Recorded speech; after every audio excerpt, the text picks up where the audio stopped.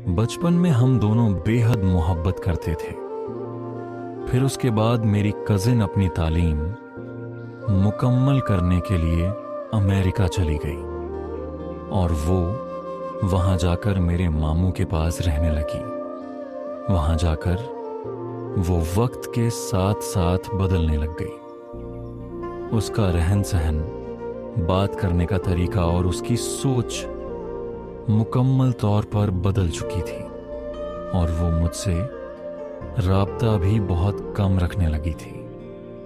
मैं दिन रात उसके इंतजार में तड़पने लगा और जब मुझसे रहा नहीं गया तो मैंने भी अमेरिका जाने का फैसला कर लिया। मैं दूसरे दिन एजेंट के पास गया और मैंने अपना वीजा अप्लाई कर दिया। बाय चांस मेरा वीजा रिजेक्ट हो गया। फिर मैंने गैर कानूनी तरीके से अमेरिका जाने का फैसला किया। उसके बाद मैं अमेरिका के सफर के लिए निकल पड़ा। 3 महीनों की भूख और प्यास काटकर आखिरकार मैं अमेरिका पहुंच गया। जब मैं अपनी कजिन से मिलने गया तो वो मुझे देखकर खुश होने की बजाय हैरान हुई। तुम यहां कैसे? मुझे उसकी इस बात पर बहुत ज्यादा हैरत हुई। मैंने उसे जवाब दिया, मैं यहां तुम्हारे लिए आया हूं। मेरी यह बात सुनकर वो मुझ पर बहुत ज्यादा गुस्सा हुई और वो मुझे कहने लगी, क्या तुम पागल हो? 1 महीने बाद मेरी शादी है मेरे मामू के बेटे के साथ और अब तुम क्यों मेरी जिंदगी खराब करने आए हो?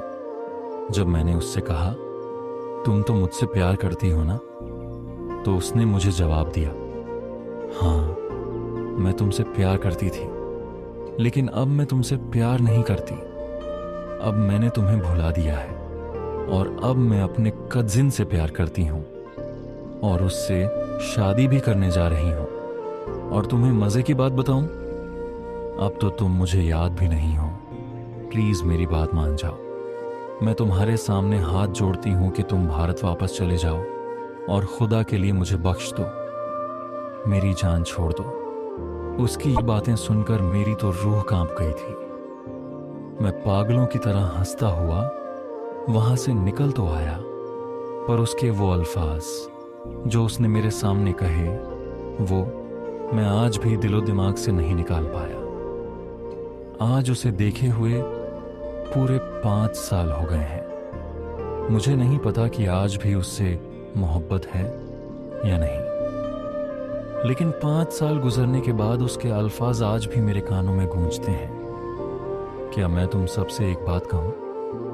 कोई भी मजबूरी नहीं होती, बस कुछ लोगों की फितरत होती है कि लोग आदतन वफा नहीं करते।